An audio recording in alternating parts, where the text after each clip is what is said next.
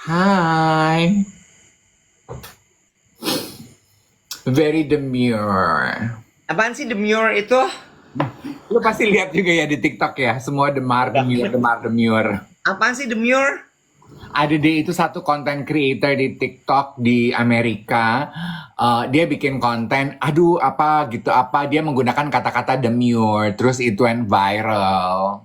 Apa artinya demure? Demure tuh ladylike gitu loh. Oh, demure tuh ladylike. Jadi kayak yang kalau minum kopi tuh, would you like some coffee? Iya, malu-malu kucing gitu. Oh, itu tuh demure. Kalau monopoli Hmm. apa artinya, Kak? Monopoli itu tempat disco. Oh, Kenapa emang? Kalau rame monopoli hari Jumat. Gue sekarang tahu kenapa hari Sabtu pagi berita duka nggak dibales. Ya, dicuekin gue di grup. karena lu ketemu siapa yang bilang kalau gue ke Monopoli tanggal 16? Seru banget katanya. Kata kata orang itu. Iya, kata orang itu seru banget katanya Mas Dev. Masa? Ih, Aku lihat gitu katanya. Gue gini, oh pantesan. Dikurasi ya, cerita weekend ya.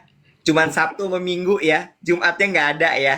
Ya, ya, ya. Nggak apa-apa, it's okay. It's okay, nggak masalah. bukan dikurasi, belum diceritain aja. Oh, belum. Gue Belum. mana ada sih yang gue umpetin dari lo. Gue tuh kemarin ke Monopoli tanggal 16 janjian sama teman-teman gue. Heeh. Terus seperti biasa gue bertemu dengan banyak sekali orang yang menyaksikan siaran pagi kita. Heeh. Beberapa namanya mungkin gak elok kita sebutkan, cuman gue sibuk foto-foto, sibuk say hello, sibuk hahihi. Ya happy lah gue, karena menurut gue ya mereka kan memberikan apresiasi ya kalau mereka suka nonton siaran. Ya apalagi sih yang bisa gue layani kalau nggak timbang minta foto doang gitu. Iya. Selamat pagi Ian, good morning. Ian bilang katanya selamat pagi om-om kesayanganku.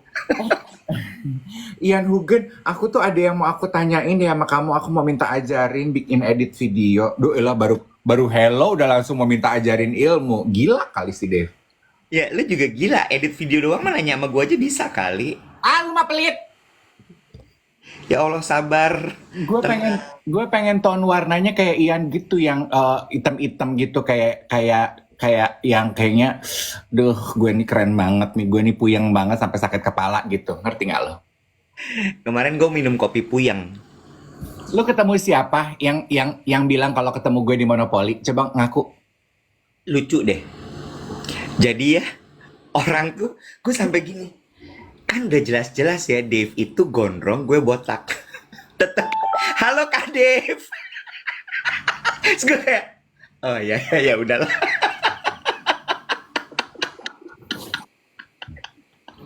Ada satu encounter gue yang lucu sama orang di Monopoly gini. Eh, Kayaknya ya udah tipsi lah tuh orangnya. Eh, I think I know you. Really? Gue gitu. Terus, Kamu yang suka memberikan kata-kata bijaksana di TikTok.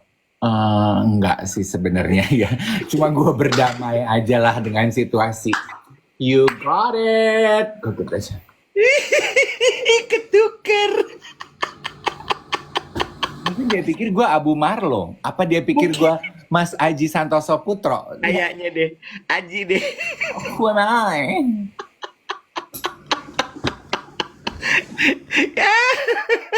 Atau dia pikir gue Mario Teguh. Kayaknya lebih mirip Mario Teguh mah Iwet kali daripada gue. Aji Santoso sih kayaknya. Lucu ya. Ayang, ketemu siapa lo? Lo ketemu siapa yang ngebocorin kalau gue pergi ke Monopoli? Ya coba lo ini aja, lo absen aja siapa kira-kira yang ketemu lo di Monopoli dan bisa ketemu gue. Ada satu klien YOLO.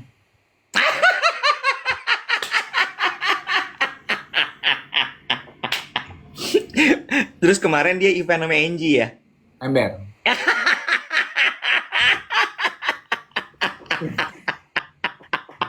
Terus bener kan berarti. Terus kan teman-teman gue gini. Kan teman-teman gue kan posesif berat ya, Bo. Lo tau dong. Teman-teman gue kan nggak bisa ngelihat gue say hello sama cowok. Siapa? Ya Allah, klien Yolo. Nggak mungkin, bohong. Gue ini sini gue kenalin klien Yolo, Nek. Masa klien ketemunya di disco? Ya klien juga manusia kali. Boleh kali si klien mah pergi disco.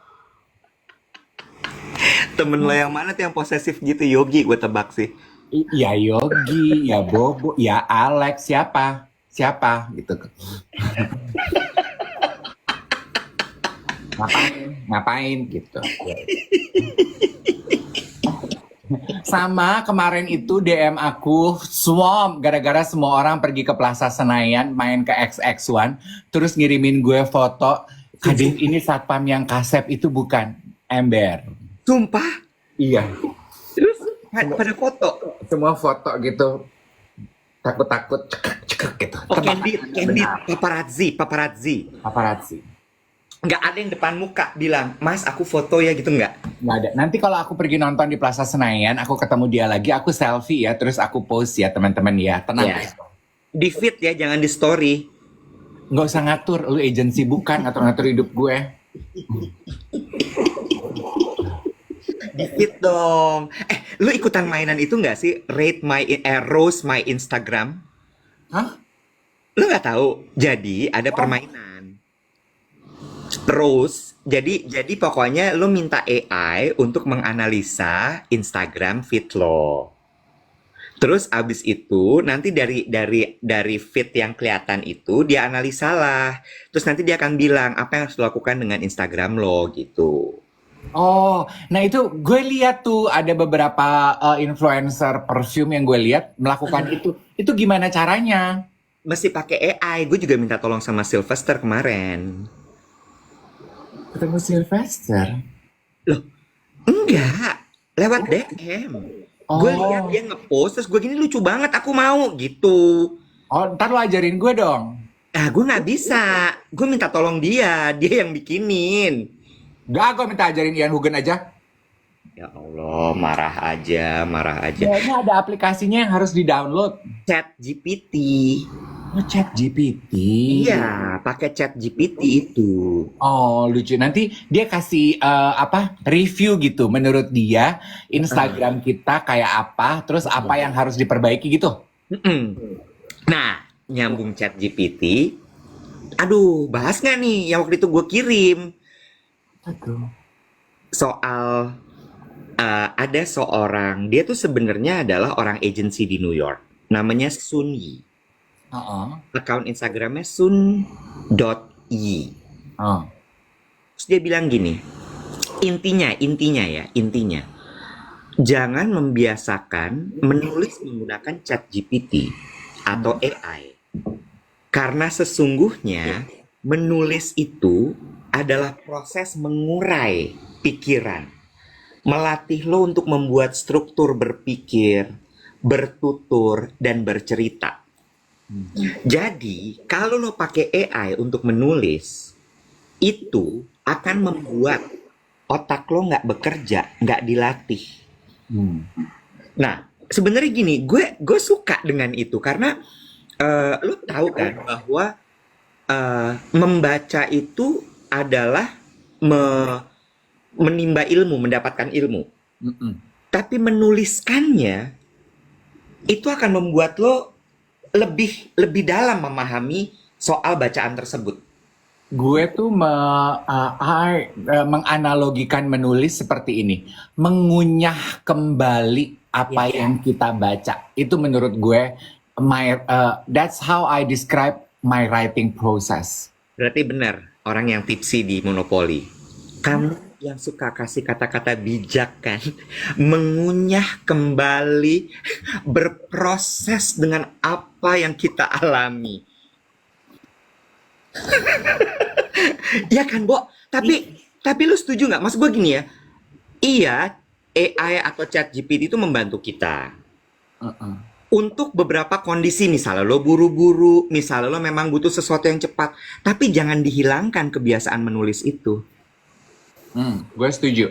Yang bertanya mau nanya rate MC, DM ya, ada manajer aku accountnya @judiwati. Ada nama di email, di bio, Instagram maupun di TikTok itu lengkap ada link tree-nya, tinggal dipencet.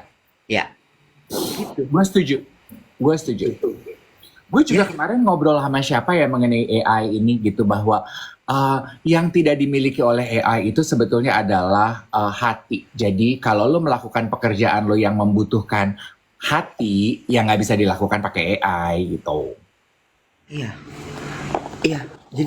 Jadi gue kayak, ih ini bagus banget gitu. Maksud gue, iya berdamai dengan AI, iya mari kita gunakan AI, gitu ya. Tapi jangan terus lo jadi males gitu. Amanda Cesira bilang gini, if you want to know something, you read it. But if you want to teach something, you write it. Ya, bagus ya. Mm-mm. Gue tuh waktu baca itu gue gini, ih gila ini bagus banget. Gue sampai sekarang Iwet call me old fashion gitu ya. Gue belum pernah pakai loh ChatGPT. Jujur gue juga belum. Gue belum pernah pakai loh. Kan even di sosial media itu kan juga ada tuh ya video editor apalah-apalah kan ada pilihannya tuh mau menggunakan AI. Belum sih gue. Oh iya, oh gue pakai AI buat ini generate caption.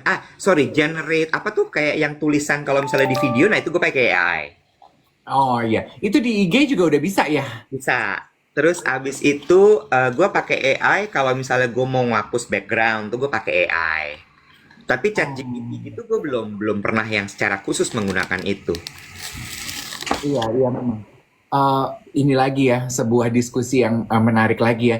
Lo nanti ajarin gue dong cara bikin caption pakai AI di Ya. video Instagram. Emang lu yang di gue pakai di CapCut, yang di Instagram gue nggak bisa. Oh, gue pakainya juga Nah, CapCut. gitu. Ada yang bilang tadi gini, Iis 90 capek kebanyakan aplikasi di HP Kak. Coba, kamu lahir tahun berapa? Kalau anak sekarang nggak ngomong gitu ya. Nggak ngomong gitu. Karena mereka coba aja. Ntar kalau misalnya nggak suka ya delete, gitu aja. Itu gue tuh, Iis sama kayak gue. Karena Ya, komentar gue juga begitu. iya kan?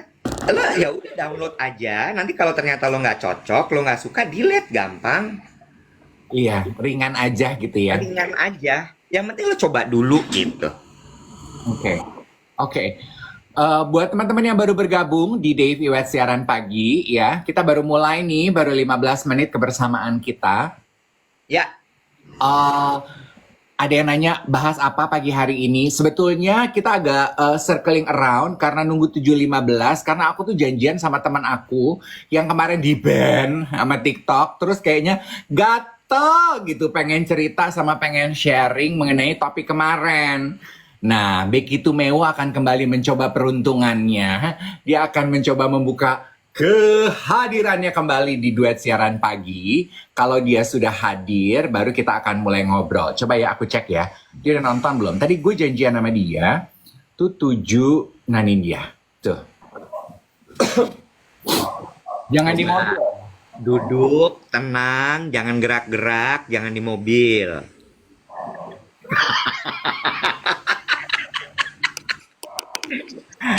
Kamu tuh harusnya kemarin live sama Melania sama Lucy juga ya, Kabet? Loh, enggak, hari ini. Hari ini. Oh, dia rame ditanggap hari ini live dari live ke live dia. Gue tuh sampai ngimpi loh. Mau Bahwa live sama kalian loh. terus kepikiran ya. Iya, kemarin terus terang ya, nih mau cerita. Hai teman-teman TikTok semuanya, sahabatnya Duvet. Jadi Dave Iwet. Jadi kemarin itu kayaknya gue tuh sangat lelah deh. Jadi kemarin gue tuh pulang, gue ada kelas pagi, terus gue meeting, terus kerasa nggak sih kemarin tuh panas banget? Panas. Gila kan? Kemarin panas banget. Jadi gue tuh kesiloan loh. Terus Silau banget mata gue ini karena kan waktu sebelum operasi sebulan lalu itu kan ditetesin terus supaya pupil matanya membesar kan. Nah, jadi terakhir waktu udah mau pulih, yang terjadi adalah gue kesiloan. Sementara waktu sebelum operasi kan ada katarak yang masih tipis, kemudian ada retina yang lepas, penerimaan cahaya nggak baik gitu kan ya. Jadi gue Ada katarak kabek. gue ada katarak tapi masih tipis. Oh my god. Iya, Isn't that a sign of oldness? of course. Tapi gini ya, lu coba cek deh, Wet. Jangan-jangan lu udah ada katarak tapi tipis. Lu pakai nanya lagi, is that a sign? Jangan Iya, ya. Bukan. I'm so sorry. Maksud gue gini loh. Bo, kalau dia udah ngalamin, dikit lagi kita. Lo ngerti gak sih? Lo ngerti gak? Maksud gue tuh itu. Karena dia tuh kan junjungan kita. Dia pertama, abis itu kita. Makanya Ember. Dave selalu suruh gue naikin harga supaya dia juga bisa naik harga katanya. Bener. Lu jangan tahan-tahan harga. Kesian kita. Habis gue kerja cuma hobi. Iya anjir. Kalian perlu I like duit your ya, style, kerja. girl. Tapi hobi, sorry. Monyong lo. Coba kemarin tuh kita punya utang. Iya. Fokus. Ayo fokus. Enggak, bentar. Sebelum ke situ, Kabek. Iya. Yang kemarin itu kenapa di ban? Karena kelihatan backgroundnya jalan. Oh. Iya, jadi kalau mau tuh nanti agak lebih lurus gitu supaya nggak kelihatan mobilnya lagi jalan. Waktu itu Tapi gue sebaiknya jangan lah. enggak. Kalau gue ngerasa ya bahwa ini tuh udah pinter banget aplikasi-aplikasi ini dan kayaknya karena dia kesambung ke Bluetooth Bluetooth. mobil. Iya. Jadi dia tahu bahwa oh ini for sure It's right thing. confirm ya dia tuh memang move. Iya. Anyway, jadi ada yang gatel gara-gara obrolan kemarin. Mm-mm. Ya, masalah pendidikan dokter. Ya, Kabek adalah anaknya dokter gigi. ya. Lalu kemudian yang kedua adalah masalah bagaimana mendidik anak untuk menjalani hidup ini. Ih, gila. Oke. Ih, Ya, Dave sepertinya ingin berkomentar mungkin. Ya, enggak. Gue cuma mau satu-satu aja. Coba berbagi cerita, komentar lo mengenai senioritas di kedokteran tuh kayak apa? Kan anak lo dokter tuh, dokter gigi, Tara. Ya. Ada yang bilang kacamatanya janjian nih. Memang saya suppliernya. Ember. aku nggak dikasih. Oke, jadi balik ya. Aku Jadi nggak dikasih. Hah? Oh, kamu mau juga? Tunggu, udah sold out. Nanti aku cari lagi ya. Jadi ada tapi motifnya ular. Mau? Nah, jadi oke, kita fokus ya. Jadi gue mau bercerita tentang pengalaman gue. Anak gue itu kan di dunia kedokteran. Dia udah lulus menjadi sarjana kedokteran gigi, tapi masih harus menjalani koas selama 2 tahun. Dan nanti kalau semuanya lancar, puji Tuhan gitu ya, mestinya akhir tahun ini memasuki awal tahun baru 2025 dia disumpah dokter. Tapi itu pun kemudian dia akan ditempatkan di daerah nggak tahu di mana, oke? Nah, tapi gini, gue itu dari awal gue tahu bahwa sebagai seorang ibu, gue tidak boleh terlalu mencampuri urusan dia di sekolah. Kenapa? Karena gini, kalau apa-apa kayak gue nih, kan sebenarnya ya nggak tahu ini ya kita sebut saja sebagai privilege ya. Dari muda gue bekerja di bidang yang membuat gue populer. Jadi teman-teman jangan salah ya, oh mentang-mentang orang terkenal gitu, enggak.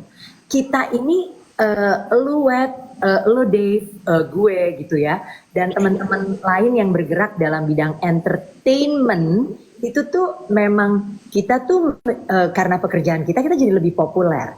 Yang mana pada akhirnya kita bisa menggunakan media sosial kita untuk komplain yang bukan siapa-siapa aja kalau komplain bisa viral, ya kan? Nah, kita juga bisa, apalagi kita ibaratnya gitu ya. Tapi itu gue jaga banget. Karena apa? Karena mengingat bahwa anak gue masih di sana. Oke. Nah itu tuh teman-teman juga mesti ingat gitu bahwa jangan sampai komplainnya kita itu membahayakan anak kita. Kayak kemarin yang Iwet cerita tuh, bapaknya sampai nelpon bos lo, Wet, udah gitu bos lo negor lo. Ya iya kalau lo emang nurut dan tunduk kepada bos lo. Kalau lo justru nggak seneng, lebih lo tekan dong tuh anak. Iya. Benar nggak? Nah, jadi kita jadi orang tua, jadi pendamping juga harus cukup bijak gitu untuk menahan diri. Kalau gue biarin anak ini dengan segala permasalahannya, dia mencoba untuk menanganinya sendiri sesuai dengan kapasitas dia.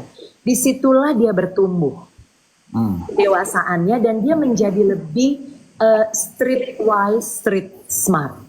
Oke. Nah, silakan Dave. Ya, ini tuh membahas mengenai senioritas, tempaan mental Betul. dari kacamata orang tua, ya teman-teman ya.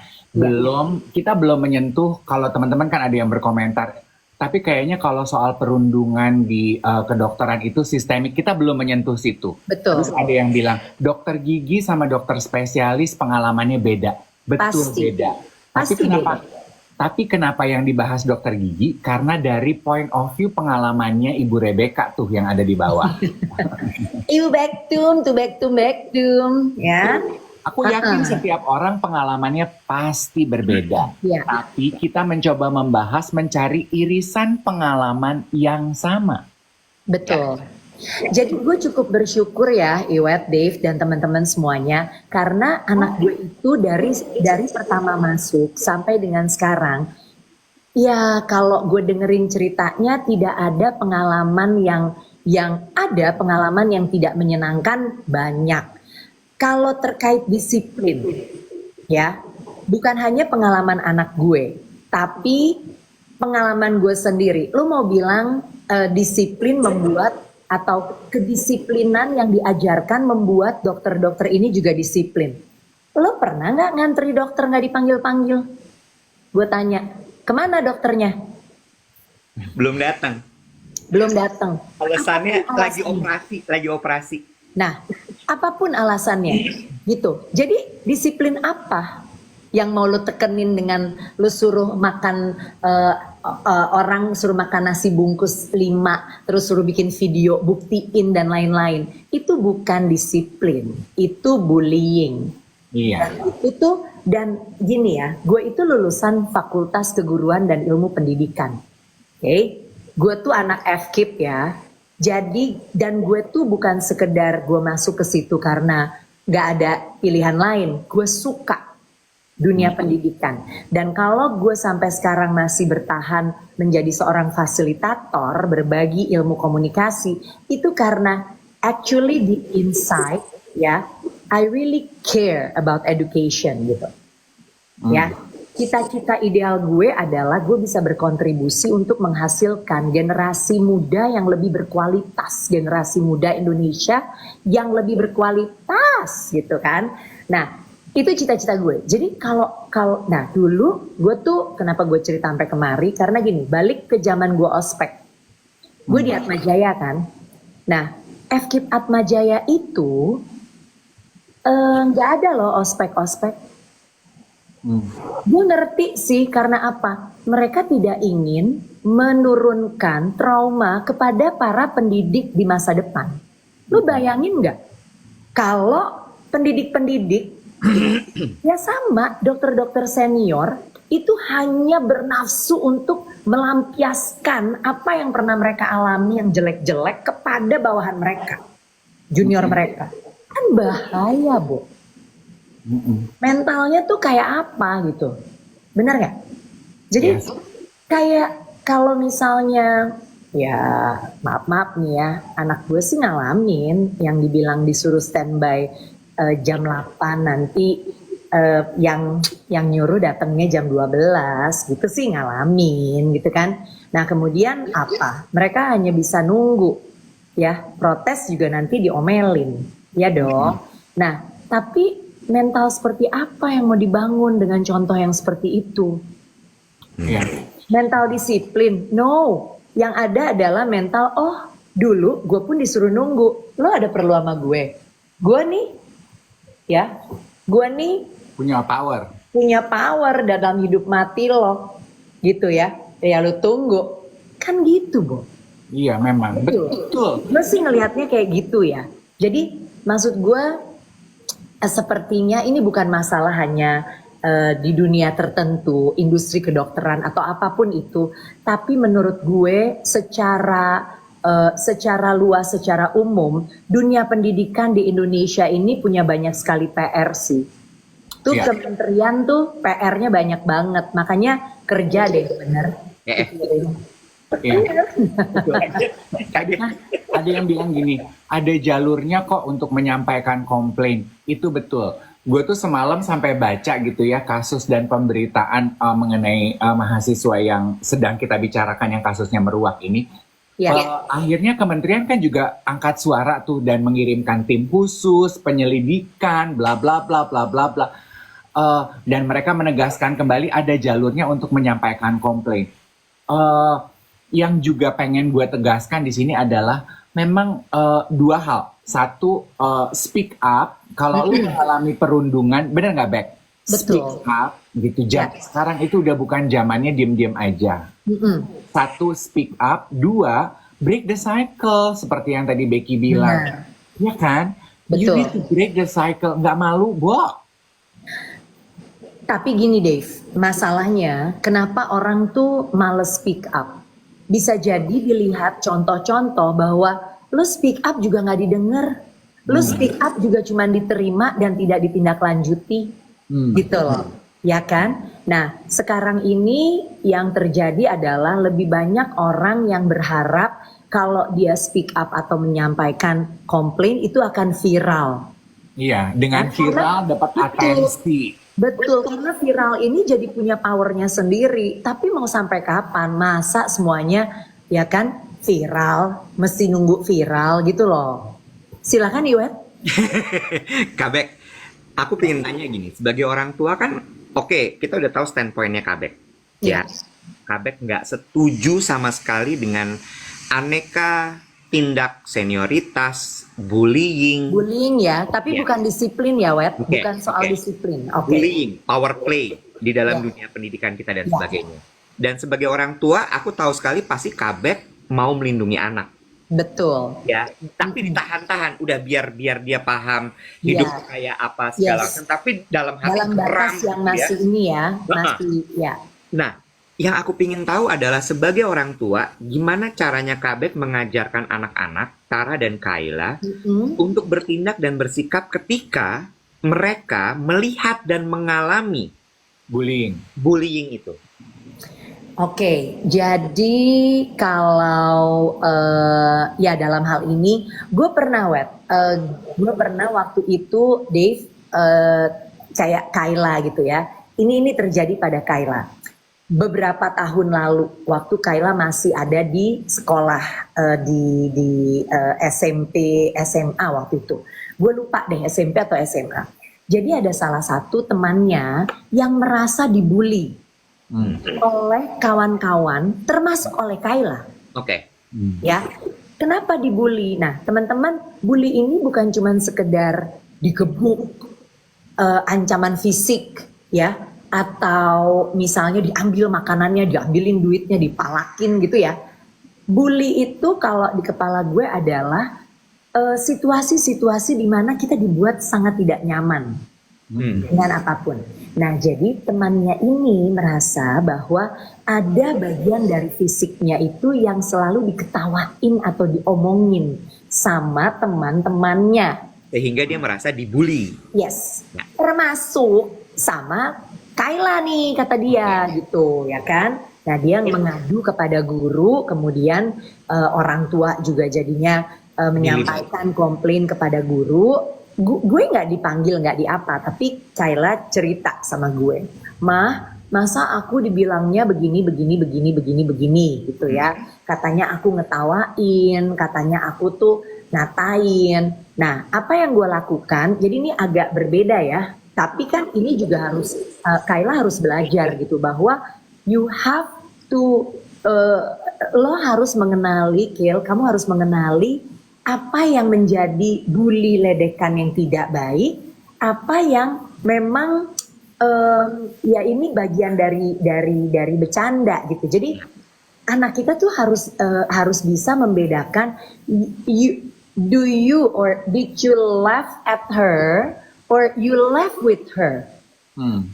Ya, beda tuh. Lu ngetawain dia atau lu ketawa bareng dia.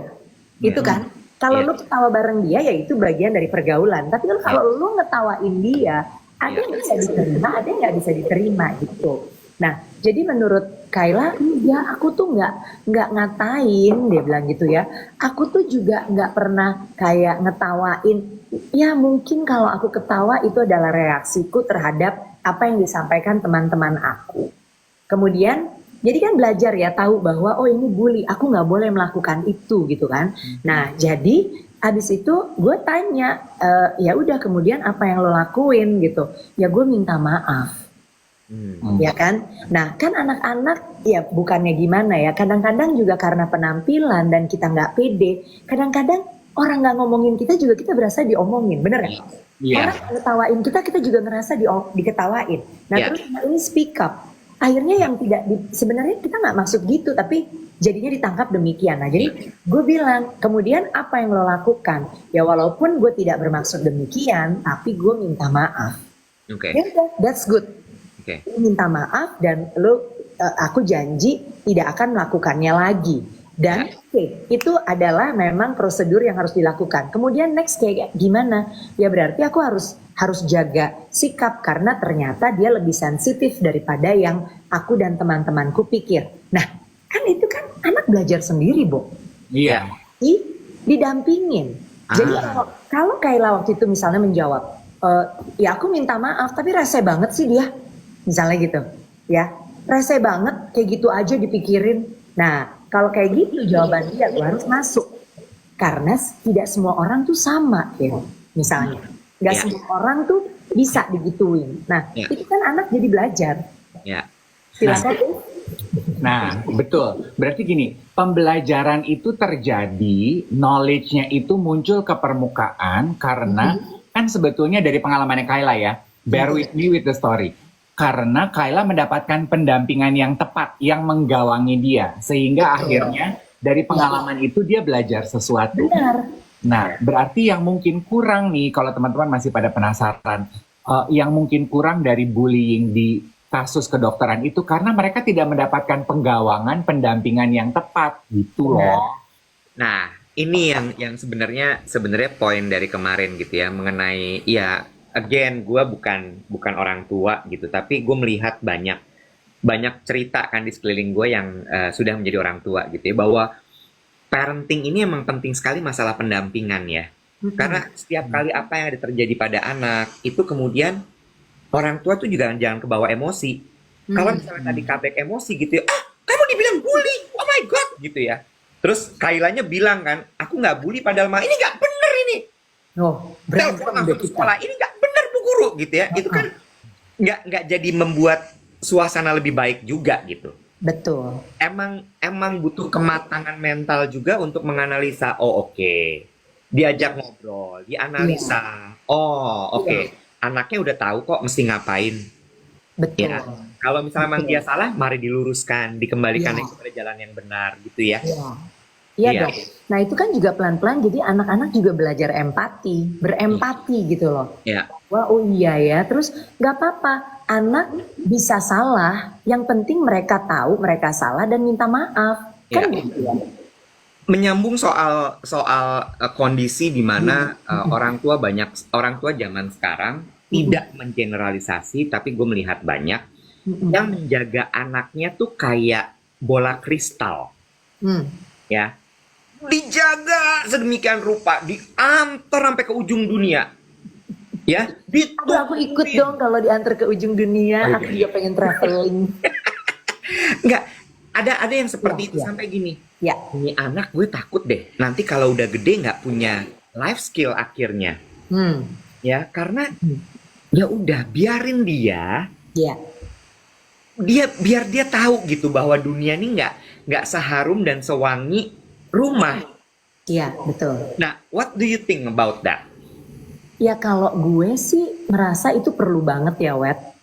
Dave, karena gini, gue inget banget nih, ini ada satu analogi ya, ada satu analogi. Jadi waktu itu gue pernah ngobrol sama orang yang gue hormati dan selalu gue dengarkan masukannya, pendeta gue, oke? Namanya Pendeta Yose.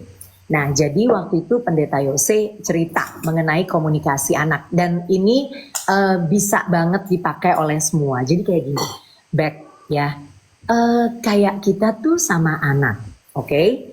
Anak itu kan dari kecil kita lindungi, kita lengkapi vaksinasinya, ya, kita kasih dia yang terbaik, gizi yang baik. Dibilang makan telur, ya enggak? Ada asupan ini, asupan itu, tuh mari gitu ya. Nah, tetapi begitu waktunya dia untuk keluar dari rumah ini, dari tempat yang begitu steril, yang mana dia udah semuanya tuh dijagain gitu ya. Itu kan ya kita nggak tahu gitu. Di luar sana masih banyak virus baru, bakteri baru yang bisa saja ya anak ini nggak selalu sesteril kalau di rumah. Tapi ya itulah fungsinya vaksinasi. Setidak-tidaknya menjaga dia dari ya kalaupun dia kena nggak parah-parah banget gitu loh. Nah, vaksinasi itu seperti dampingan awal orang tua kepada anak. Komunikasi dan penanaman nilai. Gitu ya. Penanaman nilai, Kak, kamu tuh harus begini. Kayla, kalau ada orang lagi ngomong, kamu dengerin ya. Kamu jangan, nanti kalau kamu gak dengerin, kamu malah ngomong sendiri. Itu namanya kurang ajar. Orang bisa gak suka sama kamu, ya. Atau kalau kamu misalnya tidak suka diperlakukan orang, kamu bisa loh menyampaikan dengan sopan. Atau kalau if you feel like you have no power to go against this person, menghindar. Itu kan namanya street smart ya, bener nggak? Ya, nggak usah lo ngotot, nggak usah. Lo menghindar, karena lo tahu lo kalah deh, atau bisa-bisa lo jadi lebih tidak aman gitu. Nah itu adalah ibaratnya vaksinasi dan gizi yang baik yang kita berikan selama dia masih bayi. Jadi begitu dia keluar dan dia terpapar kepada banyak bakteri, virus dan lain-lain, setidaknya secara mendasar dia punya perlindungan, shieldnya udah ada, gitu. Nah, jadi gue ingat waktu itu Pastor Yose mengatakan, ya penanaman nilai, komunikasi yang baik, ya tetap menjaga hubungan relationship yang sehat dengan anak, itu yang akan nanti menjadi shield, pelindungnya mereka. Mereka akan tahu bagaimana harus bersikap keluar. Mereka akan ada di posisi-posisi di mana mereka nggak bisa selalu reach kita untuk minta pertimbangan. Gitu. Berarti menggunakan analogi yang sama, apabila ada orang tua menjahit ke pertanyaannya Iwet, orang tua yang menjaga anaknya seperti bola kristal, seperti batu permata, tidak bersedia melepaskan ke dunia luar. Mungkin karena orang tuanya belum percaya diri bahwa mereka sudah memberikan imunisasi yang dibutuhkan sang anak yang dapat melindungi sang anak ke dunia luar, ya kan? Betul. Ini masalah, menurut gue juga ada hubungannya dengan masalah rasa percaya diri orang tua aja gitu. Dan in some cases, in my friends cases gitu ya, Beck, belum siap gitu loh memeluk fase kehidupan untuk anak-anaknya udah dewasa. Tapi lo tau nggak apa, Wet? Maksud gue, parenting ini tuh sesuatu yang complicated banget ternyata. Bukan lagi. Maksud gue gini ya. Lo tau gak sih, di budaya kita kan selalu kayak kamu kawin, punya anak. Maksud gue gini, ribet loh. Itu anak kalau misalnya nanti dia salah didik, kan banyak juga ya. Mari kita akui gitu. Banyak juga orang tua yang opposite-nya. Dari yang tadi dijagain bangetnya batu permata, ada lagi yang dilelerin aja. Ya udah habis brojol, ntar juga dia gede tuh anak. Ada. Ya, itu ada. Dan itu juga, wow, ketika dia dilepas ke dunia luar kayak, ini anak nggak tahu aturan banget ya. You know, Iya, iya. mudah-mudahan tuh yang mau gue sampaikan adalah mudah-mudahan obrolan ini tuh menyadarkan kita sebagai orang dewasa dan orang-orang yang akan menjadi orang dewasa dan menikah punya anak bahwa bertanggung jawab Benar. terhadap pernikahan lo, anak lo, keluarga lo. Malih, ini bukan robot yang muter-muter nyapu di lantai, bukan. Tapi kayaknya ya Iwet, itu kesadaran itu yang membuat generasi sekarang itu, kalau dari hasil gue lupa ya, Creative Fox atau USS Fit gitu, dia bikin survei gitu, dan pernikahan di usia muda itu udah makin mundur sekarang karena anak-anak muda zaman sekarang tuh merasa belum siap untuk menikah, jadi mereka menunda usia pernikahan, belum siap menjadi orang tua. Ternyata menjadi orang tua itu kewajibannya banyak sehingga mereka menunda keputusan untuk memiliki Ya. anak. Itu tuh makin mundur, Web. Iya, iya. Boleh bicara? Boleh, silakan. Enggak, tapi gini, Iwet sama Dave, lu juga harus tahu. Kalau Dave tuh tahu banget, Wet. Nah, gue belum ngobrol sama lu. Jadi ya, gue tuh pemikiran gue tentang parenting dan cara ya parenting gue itu bergeser loh. Selama gue bertumbuh bersama dengan anak-anak gue. Jadi ya teman-teman semuanya, sebenarnya mempunyai anak, menjadi orang tua itu tuh bukan sekedar proses oh jadi orang tua karena udah melahirkan anak gitu, bukan. Tapi justru dengan lahirnya seorang anak, kehadiran anak inilah yang menjadikan kita berproses menjadi orang tua. Oke, gue juga sering dengar itu tuh. Ya. Ya. Nah itu tuh gue belajar banget dan gini Web, lo kan tahu ya, kalian kan main sama gue dari anak-anak gue kecil-kecil banget kan. Lo lihat kan kemanapun gue bawa tuh anak-anak. Jadi gue tuh sangat dekat sama mereka. Dan dulu gue tuh merasa bahwa kalau bisa gue kekepin anak ini sampai dewasa dia memiliki hidupnya sendiri, itu yang akan gue lakukan. Tapi Itu sekarang- natural ya. Itu naluri itu ya. Natural. Tapi sekarang gue berubah pikiran, Web. Berproses dalam arti gini, teman-teman semuanya, kalau lo suatu hari harus melepaskan anak lo, sekolah keluar kota, keluar dari rumah lo gitu ya, kasih deh, lepasin mereka, gitu. Karena gue itu belajar dari dua orang anak gue, Tara dan Kayla. Tara sebagai anak pertama, itu tuh benar-benar kasihan sih. Kalau dibilang anak pertama tuh eksperimen banget ya, iya. Makanya kan banyak banget ya sekarang ini konten-konten yang anak pertama, anak perempuan pertama, bebannya gimana gitu. Aduh pengen peluk anak perempuan pertama gitu ya. Anak laki gue nggak tahu, gue nggak relate karena gue nggak punya anak laki, ngaku aja, oke? Yeah. Tapi kalau anak perempuan, I really understand that term gitu.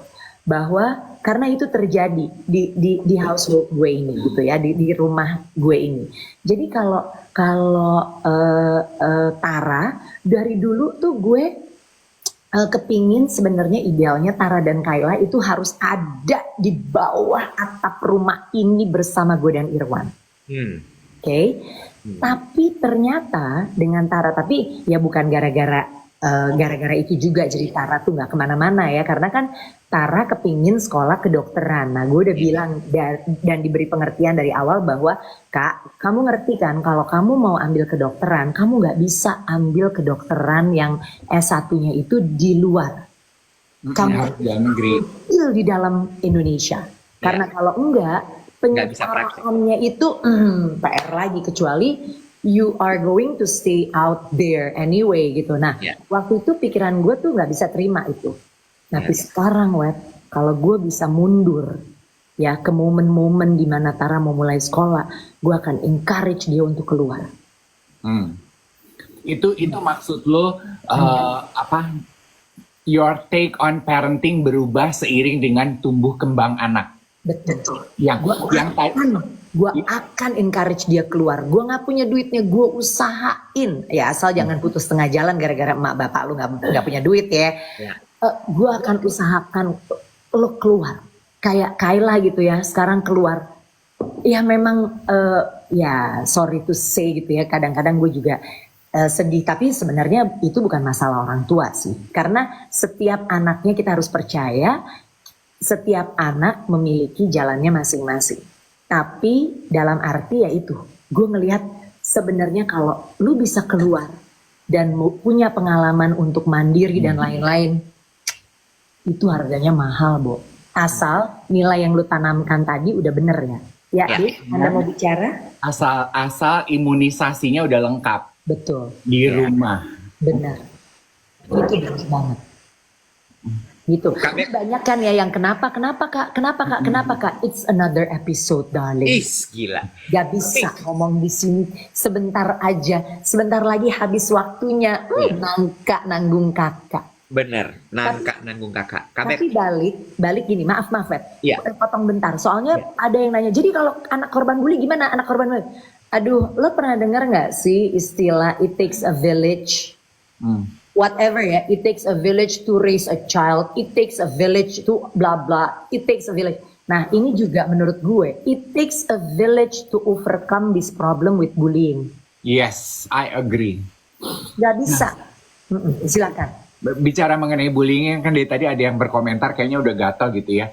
Udah banyak di-spill tuh identitas bullyingnya di kasus kedokteran itu. Terus dia menekankan, Kak, tapi pelakunya bukan anak-anak loh, pelakunya orang tua. As true as it may be, tapi kan mereka juga, orang tua itu berawal dari anak-anak ya. Jadi memang, makanya kan pesan kita tuh adalah break the cycle. Ya mereka yang udah kadung jadi wong tuwo dan melakukan itu, you cannot do anything about it kecuali melaporkan. Ya kan?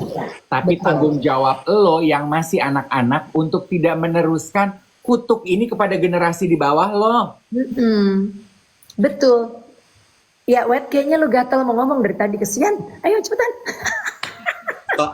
Soal melepas anak, Kabek. Itu kan juga berproses ya. Betul. Tadi Kabek cerita waktu Tara, Kabek kalau bisa gue kekep nih. Ya, sampai ya ini benar tapi jadi alasan juga. Kalau mau ngambil kedokteran gigi, mau ngambil kedokteran dalam negeri. Kalau enggak kan kamu susah. Betul. Ya, itu ada dua alasan tuh kalau aku lihat. Antara satu mau ngekep dia, satu lagi bener memang seperti itu. Kalau enggak tak dia ribet.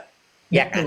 Betul. Begitu Kayla ngomong aku mau sekolah di luar karena di Indonesia jurusannya mungkin tidak ada atau jarang ya. Dan Kabel lepas. Oke, go. Butuh berapa lama untuk akhirnya percaya diri untuk melepas dia? Dan apa yang membuat Kabek akhirnya legowo, pergi deh nak, belajarlah sana, gitu. Oke, pertama sebenarnya tempat tuh juga pertimbangan ya Web ya, ya kan? Kalau Kayla ini kan perginya ke Perth, 4 jam dari Jakarta, dekat. ya. Terbang 4 jam dari Jakarta, 4,5 sih sebenarnya, 3,5 jam dari Bali gitu kan. Nah. Kemudian di sana ada pamannya, banyak keluarga, dan Kayla masih tinggal bersama dengan paman dan sepupunya dari Irwan. Jadi waktu itu dan sebetulnya waktu sebelum Kayla berangkat, itu kan benar-benar sebelum pandemi itu kita sempat liburan tuh 2019 bulan Desember. Kita sempat liburan ngunjungin keluarganya Irwan di Perth. Dan terus terang gue tuh jatuh hati kepada Perth. Gue, Irwan, itu tuh kita seneng banget melihat Perth gitu ya. Ya waktu itu sih sepinya setengah mati ya. Tapi sekarang udah mulai menjadi alternatif orang untuk pergi ke sana. Nah, jadi kalau ngelihat gitu, oh iya ya, dan keluarganya Irwan, bahkan Irwan dulu sekolahnya di Perth, tempat gitu, SMA justru dia sebelum dia sekolah di Hawaii. Yang lain gitu di Hawaii. Nah jadi enggak banyak ketakutan gitu loh untuk melepaskan anak ini. Tapi harap diingat bahwa Kayla kan sekolah 3 tahun setelah kakak mulai kuliah. gitu. Ya. Jadi ya udah, dan oh ya, dan Kayla itu setahun dulu ya masih di Jakarta Ya. online Ya. gitu. Nah jadi sebenarnya itu ya karena pengalaman proses aja sih, Web, ngelihat kakak bahwa aduh, kuliah di Indonesia, di Jakarta, di kampus pilihan, di universitas pilihan juga tetap banyak challenge-nya, tetap banyak tantangannya. Nah, gimana di sana? Pasti banyak tantangannya juga, tapi ya itu tadi, udah bisa, orang tua juga udah kuat untuk lebih melepaskan gitu sih. Sebenarnya itu prosesnya sih, Web. Jadi kalau ditanya waktu dari pertama Kayla pergi, itu juga gue udah legowo, gue udah ikhlas, Irwan pun gitu. Jadi ibaratnya adalah memang ya parenting itu beda-beda timingnya di setiap orang ya. Benar. Sama kayak Benar. proses pendewasaan juga nggak bisa disamain. Betul. Becky bisa ngelepas di anak kedua, mungkin ada orang yang ngelepasnya baru bisa di anak kelima. Benar, benar. Dan apa yang terjadi pada gue gitu ya dengan anak-anak gue itu juga terjadi pada kakak gue. Kakak gue Raymond, bapaknya Jemima dan Keisha. Kan lo kenal Jemima kan, Web? Kenal. Istrinya Nahum. Nah, itu pun terjadi gitu. Jadi kayak dulu Jemima pengen banget sekolah ke Amerika. Bapaknya nggak kasih gitu. Nah, begitu anak kedua Keisha sekolah tuh ke Shanghai. Padahal Keisha nggak kepengen. Sama Kayla juga sebenarnya bukan kepengen banget loh awalnya. Tapi ya memang apa yang dia mau ambil ya yang terbaik itu di sana, it happen gitu. Jadi ada proses gitu. Ya. Ada satu benang merah dari cerita mengenai parenting ini ya teman-teman, berarti kalau boleh pilih lahirlah jadi anak kedua ya. Walaupun katanya juga anak kedua tuh problem juga kan. Apalagi kalau dia anak tengah, middle child syndrome. Problemnya beda. Beda lagi, Kalau anak Mali. tengah jadi sandwich. Ember. Tadi ada yang bilang bagus deh. So, parenting is actually the art of letting go ya. Betul. Dan gue kan pernah, gue nggak tahu ya, mungkin gue pernah ngomong sama, gue nggak tahu apakah gue pernah ngomong ini di media sosial gitu ya, pas lagi ngobrol sama kalian, kesannya jadi ngulang-ngulang. Tapi ini yang gue dapet juga dari proses parenting gue, bahwa gini, lo tahu kan yang dikatakan bahwa if you love someone, set them free. Ya. Ya. And you should be happy for somebody you love gitu ya. Nah kan itu suka diambil, diberikan apa situasinya kan. Aduh Bo, kalau misalnya lu putus cinta atau apa, udahlah kalau lu sayang, lu biarin dia bahagia sama orang lain. Bullshit, itu tuh a big BS kalau aplikasikan kepada yaitu bekas pacar, bekas suami, bekas apalah, bekas apa. Itu hanya bisa diaplikasikan. Ini adalah gue ya, pada akhir dari proses gue menjadi seorang tua. Hal itu hanya bisa diaplikasikan kepada anak. Gue pada akhirnya, I learn to be happy, to be truthfully happy for my kids, even though they are happy without me. Lo ngerti nggak? Jadi lo jangan yang cuman, oh lo happy, Kak lo masih happy sama gue, ayo dong Kak kita ini, Kak kamu gitu ya, nggak bisa, karena itu akan menjadi hidup mereka. Belajarlah untuk berbahagia saat anak lo bahagia, walaupun bahagianya dia itu bukan bersama dengan lo. Itu jadi orang tua harus begitu. Nah pada akhirnya ya udah kayak gue gini, ya gue mulai belajar nih. Gue juga bilang sama Irwan, Wan, kita tuh we have to learn to like each other better nih. Karena pada akhirnya ya kan, Bo, kalau ngomong cinta sama pasangan, jangan ngomong cinta deh, lo pasti cinta sama pasangan lo. Tapi makin lama perkawinan itu, banyak hal-hal yang lo akan nggak suka dari dia. Kebalikan juga ya, banyak juga mungkin hal-hal dari gue yang si Irwan nggak suka. Kan makin kenal, makin tahu, ya kan? Kadang ada hal yang lo nggak suka tapi lo terima. Ada yang gue nggak suka tapi lo nggak terima, gitu kan? Nah itu kan akan menjadi bibit-bibit Perpecahan. konflik ya. Nah artinya ya udah kita mesti belajar nih untuk lebih suka sama masing-masing pasangan. Ya bersyukurlah kalau kalian punya pasangan yang sudah seperti bestie. Ya, I married my best friend. Oh wow, yay, I'm happy for you gitu. Tapi nggak semua orang tuh married their best friend loh. You have to learn ya to be besties pada akhirnya gitu. Ya kan? Ya macam-macam alasannya, bisa karena mungkin pengenalannya kurang, waktu dulu terlalu jaim, waktu PDKT dan lain-lain gitu kan ya. Nah jadi ya itu, gue tuh belajar bahwa gue berproses untuk bisa ikut bahagia untuk anak-anak gue walaupun bahagianya mereka tidak bersama dengan gue, dan gue akan belajar lebih banyak lagi untuk menciptakan kebahagiaan gue sendiri. Nah pada akhirnya gue akan bersama Irwan, ya udah Wan, yuk ayo kita ciptakan bahagia kita untuk kita nanti bisa awet sampai ya hanya maut yang memisahkan, kan gitu. Gue kayaknya ini harus ada satu chapter lagi pembahasan kita soal pernikahan di usia 40-an, dimana kayaknya tuh pernikahan di usia 40-an tuh juga banyak goyang ya. Bagaimana lo bertahan dan melewati badai itu tuh menurut gue ujian kayaknya ya. Iya, betul. Ya karena kayak mulai bener gue deh, bisa nih sendiri nih. kehidupan perkawinan tuh bukan kaleng-kaleng ya. Iya, kayak gue bisa nih sendiri nih. Kayaknya gue nggak butuh deh dia. Dia ribet banget begini. Dia kayaknya, oh my god, nggak banget deh nih gitu ya. Iya, chapter itu judulnya teman hidup. Ya, sampai akhirnya melewati dan udahlah, yuk kita saling kenal lagi. Ya udah, mau gimana lagi nih? Ntar kita tinggal berdua juga. Iya. Makanya banyak loh di umur 40-an tuh, 40-an, 50-an yang memutuskan untuk berpisah tuh kan. Iya kan, Bek? Bener nggak? Aduh, ternyata udah gitu. Ya. Ya. Begitu. Nah, jadi next ya teman-teman, kita akan bahas. Gue tiba-tiba kayak menguasai duvet gitu.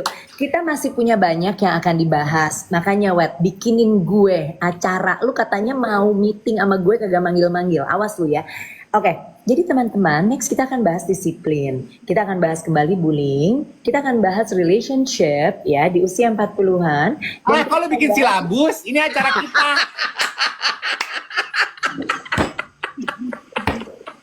Halo. Lu bikin silabus. Maklum, lulusan FKIP.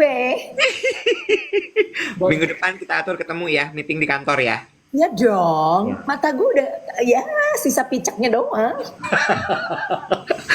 Lu udah bisa bayangin gak sih, Div? Meeting di ruang yang itu ya. Becky datang pasti, kayak ada mayoret hadir pasti ya dengan genderang perang di belakang. Buka jendela deh, Nek. Takut suaranya mendem, ganggu. Maaf nih, aku udah mesti pindah nih ke tempat yang mengambil kargo. Mahjong. Gini, occupation spesialis bintang tamu TikTok, ya kan? Iya. TikTok live, gitu. Sekarang jadi bintang tamu nggak perlu keluar rumah ya, Say. Ber. Habis kalau keluar rumah di band say. Bener. Ya udah. Kebaca pergerakannya. Ber. Kamu pindah. Thank you for sharing. I love you, Teman-teman, guys. terima kasih untuk tap-tapnya, untuk stikernya. Kita ngobrol lagi besok. Teman-teman, bye-bye. Bye everyone. Good day. You too.